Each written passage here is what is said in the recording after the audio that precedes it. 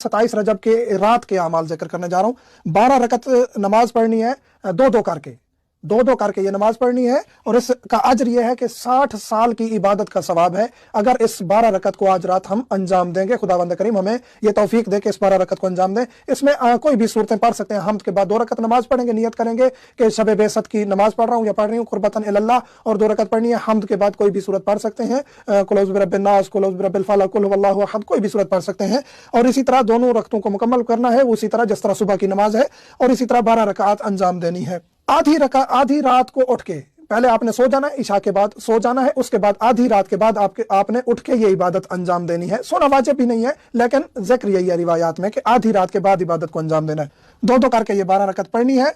और ज़ियारत अमीरुल मोमिनीन अलैहिस्सलाम करनी है। इस रात को गुस्ल करना मुस्तहब है। इस रात को गुस्ल करेंगे, लैलत बेसत की रात का कुर्बतन इल्लाह करके गुस्ल करना है आपने।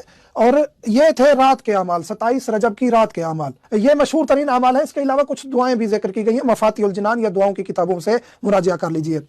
दिन के अमाल, 27 रजब के दिन के अमाल, इसमें गुस्ल करना है। गुस्ल की नियत वही है कि 27 रजब का गुस्ल करता हूँ, बेसत के दिन का गुस्ल करता हूँ या करती हूँ कुर्बतन इल्लाह। सूरज तलू होने के बाद किसी भी वक्त कर सकते हैं। रोजा रखना बहुत ही बाबरकत और बाफजीलत दिन है। इस दिन के रोजे का सवाब 70 साल के रोजों के बराबर है, 70 साल की इबादत के बराबर है। दरूद शरीफ कसरत से पढ़ना चाहिए। ज़ियारत अली इब्न अबी तालिब या ज़ियारत रसूल खुदा सल्लल्लाहु अलैहि वसल्लम करनी चाहिए। 12 रकत नमाज पढ़नी है दिन को भी। इसकी भी वही नियत है, दिन की यानी बेसत के दिन की नमाज पढ़ते हैं, 2 करके पढ़नी है। तरीका वही है। ये मशहूर तरीन और बाबरकत तरीन अमाल हैं जिनका करना शायद के आसान भी है और करना भी चाहिए, क्योंकि इसका बहुत ज्यादा सवाब जिक्र किया गया है। 60 साल 70 साल की इबादत के बराबर हैं ये अमाल।